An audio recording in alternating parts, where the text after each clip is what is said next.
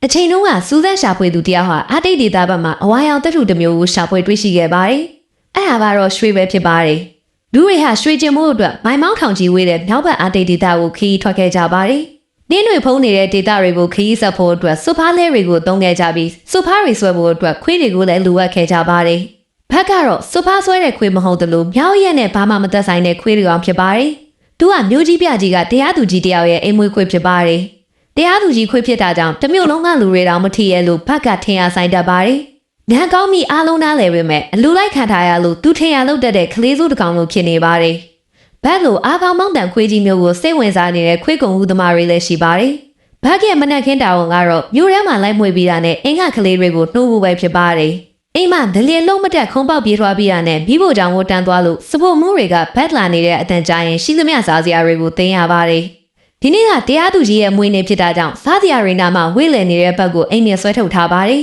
။မွေးနေ့ပွဲအတွက်ပြင်ဆင်ထားတာတွေကိုသူ့သခင်ကမစားဖို့မှာထားတာသတိရပါမဲ့စိတ်မထိန်နိုင်တဲ့ဘက်ကဝင်မွေပြီးမိသားစုအမတ်တရတပ်ပုံဆိုင်နေတဲ့စီကြက်ပေါင်တစ်ချောင်းဆွဲခဲ့လိုက်ပါတယ်။ဘက်ကြောင့်ပွဲပြတ်သွားတဲ့အတွက်တရားသူကြီးကဘက်ကိုကိုယ့်အပြစ်ကိုသုံးသပ်ဖို့အိမ်ပြင်မှာအိတ်ခိုင်းပါတယ်။စားတောက်ထားတော့ငါရှုံးမဟုတ်တော့ပဲမျက်နှာငယ်လေးနဲ့အိမ်ပြင်မှာထိုင်နေတော့ပေါင်းကူသမားတွေကဘက်ကိုအစားနဲ့ပြားခေါ်ပြီးဖမ်းခေါ်သွားကြပါတယ်။ဘက်ကတခြားခွေးတွေလိုမဟုတ်ပဲညံကောင်းတဲ့ခွေးဖြစ်တာကြောင့်တစ်ချက်အရှိုက်ခံလိုက်ရတာနဲ့လိမ့်မချင်းအောင်ဆောင်နေလိုက်ပါတယ်။လူလေးတော့မှကျိုးကိုဖျက်ယုံပြီးထွက်ပြေးပါတယ်။ဒါပေမဲ့သူကလေတစည်းပေါ်ကြောင့်နေလို့ဘက်လည်းလက်လျှော့လိုက်ရပါတယ်။ဘက်ကအေးခဲနေတဲ့မြောက်ပိုင်းဒေသကိုလှဲဆွဲဖို့ရှောင်းစားခံလိုက်ရတာဖြစ်ပါတယ်။နှင်းမမြင်ဘူးတဲ့ဘက်ကနှင်းတော်ထဲမှာပျော်နေပါတယ်။အေးခဲပြီးလုံးဝနေလို့မကောင်းတဲ့ဒီနေရာကိုလာကြတဲ့လူတွေအကုန်လုံးကရွှေရှာဖို့ဖြစ်ပေမဲ့အခြားရည်ရွယ်ချက်နဲ့လာတဲ့လူတယောက်လည်းရှိနေပါတယ်။သူကတော့ကြုံဖြစ်ပြီးတင်မောက်ကိုတက်ဖို့သွားရင်နှင်းလိုက်စားနေတဲ့ဘက်နဲ့တိုင်ပြီးလို့ဂျွန်ရဲ့ဘာသာကပြုတ်ကျသွားပါတယ်။အဲ့ဒါကိုမြင်တဲ့ဘက်ကဂျွန်ကိုလိုက်ပြီးတော့ဂျွန်ကသူ့ကိုကောင်းကောင်းမှတ်မိသွားပါတယ်။သူ့ကိုဖမ်းလာတဲ့ကောင်တော့ကိုပြန်ပါသွားပြီးနောက်ခွေးတွေကြားမှာထင်းထင်းကြီးပေါ်နေတဲ့ဘက်ကိုဘာရော့တို့ခေါ်တဲ့စာပိုးသမားကသဘောကျလို့ဝဲသွားပါတယ်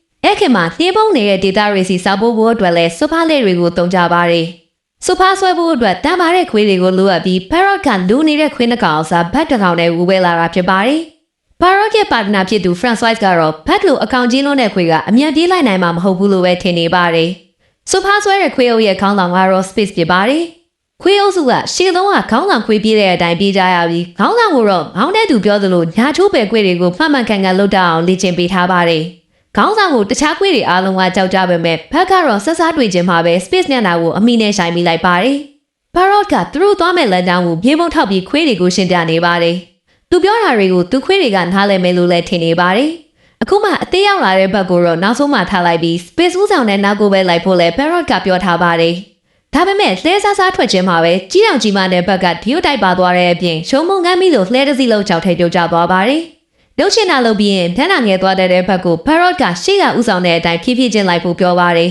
။အဲ့လိုနဲ့တက်ညီလက်ညီခီးစကြရင်အသေးလေးဘက်ကမမပမန်ရှာထွက်ပြီးလိုက်နေရပါတယ်။တနေ့ကမှနားဖို့စခန်းချတော့ညဘက်အပြင်မှာမဟိတက်တဲ့ဘက်က Francois ကိုတဲအပြင်တွန်းထုတ်ပြီးသူကအထဲဝင်ရိုက်ပါတယ်။ Francois ရဲ့ခွေးဆိုတာအပြင်မှာအိပ်ရတယ်လို့ပြောပြီးဘက်ကိုတဲပြင်ပြတ်ထုတ်လိုက်ပါတယ်။ဘက်ကအဲ့ညမှာအနက်ရောင်ဝင်ဘလူးတစ်ကောင်ကိုတွေ့ပါတယ်။နောက်တည့်ရက်ခရီးဆက်တော့လဲရေခဲပြင်မှာမသွားတဲ့ဘက်ကရှေ့ရခွေးတွေဆွဲတဲ့အတိုင်းတန်လန်နီးပါသွားပါတယ်။အဲ့လိုနဲ့ဘိုင်900ခရီးဆက်ပြီးစားဖို့ပေးမဲ့နေရာဝေးလျှောက်ချိန်မှာတော့ဘက်လည်းတဖြည်းဖြည်းအသာကျလာပါတယ်။ Parrot ကသူ့ခွေးတွေကိုအစာကျွေးတော့ခေါင်းဆောင် Space ကတခြားခွေးတွေစီကငါ့ကိုပါလူစားပါတယ်။ဘက်ကစိတ်မကောင်းဖြစ်သွားလို့သူစားရမယ်ငါ့ကိုမစားပဲကျွေးလိုက်ပါတယ်။မနက်ခင်းတွေဆိုရင်လည်းခရီးဆက်ဖို့အစောလုံးနိုးနေတတ်ပါတယ်။ Space ကတခြားခွေးတွေကိုပူချတတ်ပေမဲ့ဘက်ကအမြဲတမ်းတခြားခွေးတွေအတွက်အဆင်ပြေအောင်လုပ်ပေးပါတယ်။တင်းလွယ်တက်လွယ်လို့စူဖားကိုလည်းအားပေါင်းမောင်းတန်နဲ့ကျွမ်းကျွမ်းကျင်ကျင်ဆွဲနိုင်လာပြီးသူ့အလုပ်မှပြောလာပါတယ်။တရားမှာတော့ Francois ကလှဲပြက်ကူးဖို့ရှီခဲပြင်ကိုစစ်စင်ရှီခဲပြင်ခွဲပြီးအောက်ကိုပြုတ်ကျသွားပါတယ်။ Francois ကို Parrot ကမကဲနိုင်ရင်ဘက်ကရှိတဲ့ခုံစင်းသွားပါတယ်။ရီစီးနဲ့မျောသွားတဲ့ Francois ကိုလိုက်ခဲ့ပြီးအဖော်ပြန်မတက်နိုင်ဖြစ်နေတော့အနက်ရောင်ဝင်ဘလူးကိုနောက်တစ်ခါထပ်တွေ့လာရပြီးတွေးရနေရကနေပဲပြန်တက်လာနိုင်ခဲ့ပါတယ်။အဲ့ချိန်ကစလို့ Francois ကလည်း Parrot လိုပဲဖက်ကိုရှုံကြည့်သွားပါတယ်။သူ့ကိုကြက်ပေါင်တစ်ချောင်းကျွေးခဲ့တာကို Space ကမကြည့်မနှက်ဖြစ်နေပါတယ်။ Parrot ကစားပူလာတဲ့တစ်ချောင်းလုံးမှာစားရီကိုအမိပို့ခဲ့ဘူးလားတစ်ခါမှမရှိလို့တစ်ခါလောက်တော့စားရီကိုအချိန်ပြီးပို့ဘူးချင်ပါတယ်။အဲ့ညမှာဘက်ကအိပ်ဖို့ကြိုးစားနေတော့ရှုံးနှကောင်ကိုတွေးတော့သူ့ဝါသနာအတိုင်းလိုက်ဖမ်းပါတယ်။ဘက်ကရှုံးမှုမိပေမဲ့တနာလိုကြက်ထုတ်ပေးလိုက်ပါတယ်။ဒါပေမဲ့ Space ကရှုံးမှုကြိုက်တက်ပြီးဘက်ကိုလည်းတိုက်ခိုက်ပါတယ်။ခေါင်းဆောင်ဖြစ်တဲ့ Space ကသူ့ထက်ခေါင်းဆောင်ပြီးသားပြနေတဲ့ Space ကိုဦးချိုးဖို့အတွက်စင်ခေါ်လိုက်တာဖြစ်ပါတယ် နှကောက်တိုက်ခိုက်ကြရင်အစာပိုင်းမှာတော့ဘက်ဘက်ခံနေရပြီးလဲသွားပေမဲ့နောက်လိုက်ခွေးတွေကသူတို့ရဲ့ခေါင်းဆောင်ဖြစ်စေခြင်းတဲ့ဘက်ကိုအားပေးကြပါတယ်။အဲ့ချိန်မှာဘက်ကအနက်ရောင်ဝန်းဘလူးကိုထပ်ပြီးမြင်လာရပါတယ်။ဘက်ကပြထားလာပြီးသူ့စီပြေးဝင်လာတဲ့ special ကုတ်ကိုခွေးကရှုံကိုကိုက်တယ်လို့ဖန်ကိုက်ပြီးကင်ပေါက်လိုက်ပါတယ်။အဲ့လိုနဲ့ဘက်ကခွေးအုပ်ရဲ့ခေါင်းဆောင်ဖြစ်သွားပါတယ်။နောက်တနေ့မနက်မှာတော့ space ကရှက်လူရောကြောက်လို့ပါထွက်သွားပါတယ်။လဲဆွဲဖို့အတွက် space နေရာကိုဘက်ကသူ့သဘောနဲ့သူဝင်ယူထားပါတယ်။ Parrot ကတော့သူ့ထက်9နှစ်လောက်အတွေ့အကြုံရှိတဲ့စီနီယာကိုပဲခေါင်းဆောင်နေရပေးဖို့လုပ်ပါတယ်။ဒါပေမဲ့အဲ့ဒီခွေးကရှေ့ရမနေခြင်းတလို့နောက်ဖို့ခတ်လိုက်ရတဲ့ဘက်ကလည်းစိတ်ဆိုးဆိုးနဲ့ဖြတ်နာလွှဲနေပါတယ်။ Parrot မသိတာကိုခွေးတွေကသိလို့ဖြစ်မယ်လို့ franchise ကဖြောင်းပြတော့မှ Parrot ကဘက်ကိုရှေ့ပို့လိုက်ပါတယ်။ခေါင်းဆောင်ဖြစ်သွားတဲ့ဘက်ကရှေ့သုံးကဦးဆောင်ပြီး space နဲ့တော့ကတက်ပိုမြင်မြန်ပြေးနိုင်နေတာကြောင့် Parrot ကအောင်းနေရပါတယ်။သူတို့သွားတဲ့လမ်းမှာရှေ့ကန်းအောင်ပြိုကျလာတော့ Parrot ကဖဲဘက်ကို꿰ခိုင်းပါတယ်။ဒါပေမဲ့ဘက်ကပြိုကျလာတဲ့တောင်မှာဝင်းဘလူးရဲ့နက်ကိုတွေးလိုက်လို့ညာဘက်ကို꿰ပြီးပြေးပါတယ်။အဲ့ဒီတောင်မှာတော့လှိုင်းကောင်းတစ်ခုရှိနေပါတယ်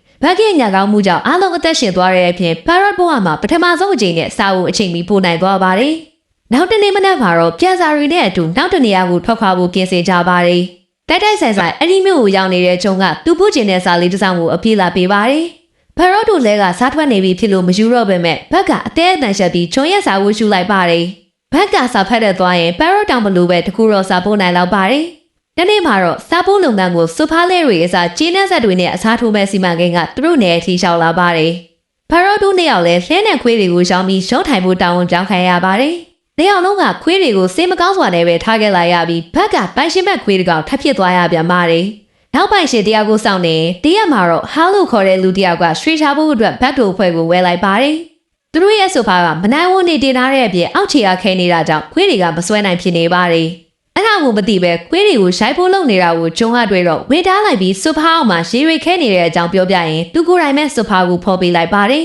။မကြခင်တွေဦးရောက်တော့မှမို့အခုချိန်ရွှေချဖို့သွားတာဟာအန်ဒီအများတောင်ဂျုံကရှင်းပြပေမဲ့လောဘစောတိုက်နေတဲ့ဟောက်ကတော့ချက်ချင်းပဲထွက်သွားပါတယ်။ဂျုံကသူနဲ့မဆိုင်ပေမဲ့သူ့ပေါ်တစ်ချိန်မကကောင်းခဲ့တဲ့ဘက်ကိုမသေးစေခြင်းလို့ဟောက်တို့နောက်ကိုလိုက်သွားပါတယ်။ဂျုံထင်ခဲ့သလိုပဲအင်းလူကနေသွားပြီးမြေသားတွေပေါ်လာတဲ့ခီးလန်မှာဘက်ကိုခွေအုပ်ကခက်ခက်ခဲခဲဆွဲနေရပါတယ်။အတက်တွေမှာနောက်ပြန်လျှော့ကြတော့ခေါင်းဆောင်ဖြစ်တဲ့ဘက်ကပဲတစ်ဖွဲ့လုံးကိုခြေစုံကန်ပြီးဆွဲပေးထားပါတယ်။ခွေးတွေကမတဲနိုင်တော့အောင်ပင်ပန်းနေကြပြီးခဲနေတဲ့မြစ်ကိုရောက်တော့ဘက်ကရှေ့ဆက်မတူပဲရှန်နေပါတယ်။ဒီနေရာကိုဖြတ်ဖို့အန်ရများတယ်ဆိုတာဘက်ကောင်သိပေမဲ့ခွေးလောက်တော့အသိမရှိတဲ့ဟောက်ကတော့တနက်နဲ့ခြောက်ပြီးပြင်းထဲဆင်းခိုင်းပါတယ်။အချိန်တိုင်းမှာပဲဂျုံကမှတနက်နဲ့ရောက်လာပြီးဘက်ကူကိုလှုပ်ပေးဖို့ပြောလိုက်ပါတယ်။ခွေးအုပ်ကလည်းတလန်းလုံးတစ်ကောင်နဲ့ရှုံးကန်ခဲ့ရလို့ရှေ့ဆက်ဖို့အားမရှိတော့ပဲလဲကျနေတဲ့ခေါင်းလောင်ကိုကြည့်ရင်စိတ်မကောင်းဖြစ်နေပါတယ်။ဂျုံကအန်ရများလို့မြစ်ထဲဆက်မသွားဘူးတာတာကိုဟောင်းကရွှေတွေကိုဂျွန်တယောက်ထဲလိုချင်လို့လိုင်းနောက်ရှက်နေတာလို့ထင်နေပါတယ်။အဲ့ဒါကြောင့်လဲနေတဲ့ဘက်ကိုထားခဲ့ပြီးကျန်တဲ့ခွေးအုပ်နဲ့ဆက်သွားပါတယ်။ဂျွန်လည်းသူ့ကိုထက်ကြည့်နေတဲ့ဘက်ကိုဗနိုက်တန်တိုင်းမှာပြီးအိမ်ပြန်လာခဲ့ပါတယ်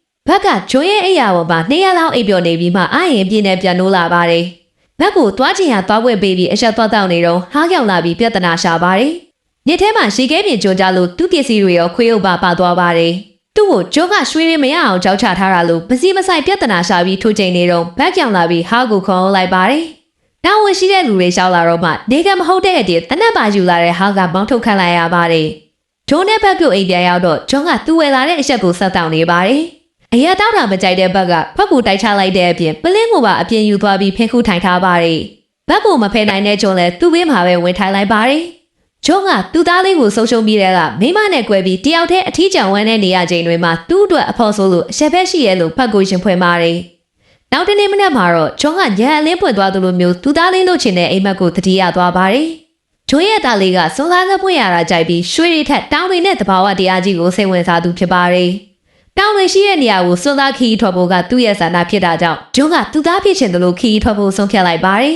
။တယောက်သားကနူးလေးတစ်စီးနဲ့စွန်စားခီးကိုစတင်လိုက်ကြပါတယ်။လန်ကီမှာတခါမှမမြင်ဘူးတဲ့အသေးအသေးသောအရာတွေကိုမြင်ရတွေ့ရလို့သူတို့ရဲ့စွန်စားခီးကစိတ်လှုပ်ရှားမှုတွေဖြစ်နေပါတယ်။ညဘက်တွေမှာတော့စခန်းချနာပြီးဂျုံကဘက်ကိုအပြစ်မမဲ့ခိုင်မဲ့သူနဲ့အတူအိပ်ဖို့ခေါ်ပါတယ်။ဝေးတွေးတဲ့တခင်အသင်းနဲ့စွန်စားသွားလာနေရတဲ့ဘက်ကခလေးတယောက်လိုပျော်ရွှင်တက်ကြွနေပါတယ်။တရက်မှာတော့ကြမ်းတမ်းလုံးနဲ့ရေစီးကြောင့်သူတို့ရဲ့လေကပျက်စီးသွားတဲ့အတွက်ခြေချင်းမဲ့ခရီးဆက်ကြပါတယ်။တစ်ဖက်မှာဂျုံနဲ့ဘက်ကိုမကျေနပ်တဲ့ဟာကတနက်ကင်ပြီးဂျုံရဲ့အိမ်ကိုရှောက်လာပါတယ်။ဒါပေမဲ့အိမ်မှာလူရောခွေးရောရှိမနေပဲမြေပုံတစ်ခုကိုပဲတွေ့လာရတာကြောင့်ဂျုံတော့ရွှေရှာဖို့ထွက်သွားပြီလို့ဟာကထင်သွားပါတယ်။ရွှေပဲတီးတဲ့ဟာကဂျုံထားတဲ့မြေပုံအတိုင်းသူတို့နောက်ကိုလိုက်ပါတယ်။ တစ်ဖက်မှာဖတ်တူကတော့ရွှေကျင်သမားတယောက်ရဲ့တဲကိုတလုံးစီလျှောက်လာကြပါတယ်တယောက်သားဒီနေရာမှာယာယီနေဖို့ဆုံးဖြတ်လိုက်ပြီးတဲအိမ်ကိုနေလို့ရအောင်ပြင်ဆင်ပါတယ်အရက်ပလေးတွေတော့ကျောင်းကဖတ်မမီနိုင်တဲ့နေရာမှာတင်ထားရပါတယ်တဲမီးကချောင်းထဲမှာခြေစင်းချို့နေတော့ကျောင်းကရွှေတုံးလေးတုံးတွေ့တာနဲ့ရွှေကျင်ကြီးတော့ရွှေစားတွေညကြီးရပါတယ်ဖက်ကမှခဲလုံးတွေကောက်ပြီးကူညီပြီးတော့ကျောင်းကရွှေခဲလေးကိုနမူနာပြပါတယ်တူးထေးရတွေလိုက်ကောက်နေရွှေတုံးကြီးရှားလိုက်ပေမဲ့ချုံမလူချင်းတဲ့ခဲလုံးကြီးထင်တဲ့ရှည်ရဲပြက်ပြချလိုက်ပါတယ်ကျုံးပြထားသလိုရွှေသားတေးသေးလေးကိုပဲဖက်ကလိုက်ရှာပါတယ်အဲ့ချိန်မှာပဲဝင်းပလွေမလေးတကောင်မှသူတို့နားကိုရစ်တီရည်တီလာလို့တော့ဖက်ကတောထဲကိုသွားချင်နေပါတယ်ကျုံးကလည်းအဝေးကြီးမသွားနဲ့လို့မှာပြီးခွင့်ပြုပေးလိုက်ပါတယ်ဝင်းပလွေမလေးနဲ့တောထဲမှာရှောက်သွားပြီးမူးထုတ်တော့အိမ်ပြန်လာပါတယ်အဲ့ဒီကစားလို့ဖက်ကတောထဲကိုပဲနေတိုင်းသွားချင်နေပါတယ်တရက်မှာဝင်းပလွေအောင်တဲ့အတူအမဲလိုက်ရင်ဝင်းပလွေတကောင်ကရှည်စည်းရဲကျသွားတာကြောင့်ဖက်ကညံကောင်းအောင်နဲ့ကဲပေးလိုက်ပါတယ်အဲ့လိုနဲ့ဖက်ကပါသူတို့ဖွဲ့ဝင်ဖြစ်သွားပါတယ်ဒီတိုင်းလိုတောထဲသွားနေတဲ့ဘက်ကိုကျွန်းကလည်းသတိထားမိလာပြီးဘက်ကဒီတောင်းနဲ့သက်ဆိုင်နေဆိုတာသိလာပါတယ်ဝင်းပလူတွေကဘက်ကိုအဘဲလိုက်နေတင်ပေးလို့ဘက်ကနေတိုင်းသားကောင်တစ်မျိုးစီယူပြီးအိမ်ပြန်လာပါတယ်ဘက်ကကျွန်းနဲ့နေအိမ်ဝေးခွေးပဲဖြစ်နေပေမဲ့ဝင်းပလူအုပ်စုနဲ့ဆိုရင်တော့တားရဲတဲ့ကောင်ဖြစ်နေပြန်ပါတယ်ကျွန်းကတက်တက်ဆာစားမကုန်ပဲရွှေတွေကိုလည်းစူးစောင်းမိပြီးဖြစ်ပေမဲ့စားလို့လာရုံရွှေလာကိုပဲယူဖို့ဆုံးဖြတ်ထားပါတယ်သူသားရဲ့ဆန္ဒကိုလည်းကိုစားအကောင့်နဲ့ဖော်နိုင်ခဲ့ပြီးဖြစ်လို့အိမ်ပြန်တော့မဲ့အချိန်မှာဘက်ကိုတော့ပြန်မခေါ်သွားတော့ပဲသူနဲ့သက်ဆိုင်တဲ့ဒီနေရာမှာပဲနေခဲ့ဖို့ပါပါတယ်။ဘက်နဲ့နှုတ်ဆက်ခွဲခွာပြီးတဲ့နောက်တော့ဂျိုးတယောက်တည်းပြန်မှုပြင်ဆင်နေတော့ဟောက်ရောက်လာပါတယ်။ဟောက်ကဂျိုးရဲ့အိမ်ကိုမိရှို့ပြီးတွန်းကိုတနက်နဲ့ပြစ်လိုက်ပါတယ်။တနက်တန်ကိုတိုးရဲကဘက်ကြတော့ဂျွန်းရှိယာကိုအမြန်ပြေးလာပါတယ်။ဂျိုးစီကရွှေတွေကိုတွေးလိုက်တဲ့ဟောက်ကလောပါစောတိုင်နေချိန်ဘက်ရောက်လာပြီးဟောက်ကိုတိုက်ခိုက်ပါတယ်။တယောက်တပြန်စောကြရင်ဟောက်ကိုမီးလောင်နေတဲ့အိမ်နဲ့ပြစ်ထဲနိုင်လိုက်ပါတယ်။အဲနောက်မှာတော့ဘက်ကဒဲရရနေတဲ့ဂျုံကိုပွေ့ထူပြီးတက်တောက်တက်တာရှိအောင်သူ့ကိုမှဖိပေးထားလိုက်ပါတယ်။ဂျုံမရှိတော့တဲ့နောက်မှာဘက်ကမိသားစုတစ်ခုရသွားပြီးဝင်းပလွေအုပ်ရဲ့ခေါင်းဆောင်လည်းဖြစ်လာပါတယ်။တကယ်တော့တခုခုဒုက္ခရောက်တိုင်းသူ့အမျက်မြင်နေကြအနက်ရောင်ဝင်းပလွေဆိုတာတကယ်တရိတ်ဆန်မဟုတ်ပဲတောရိုင်းထဲမှာအန်ဒီရဲ့တစ်ခုကြုံလာတိုင်းအန်ဒီရဲ့ကိုရှောင်ပွဲမှုလက်ပြပေးနေတဲ့သူ့ရဲ့ပင်ကိုတိစိတ်သူ့ရဲ့တောရိုင်းစိတ်ကိုကိုစားပြုပါတယ်။ဘက်ကခုချိန်မှာတောရိုင်းတရိတ်ဆန်တစ်ကောင်ဆိုပေမဲ့အခါတလေစမ်းကြောင်းသားကဖျက်သွားမိရင်တော့တစ်ချိန်ကသူ့အပေါ်ထွေးထွေးခဲ့တဲ့သခင်ကိုတတိယနေစေဖြစ်ပါတယ်။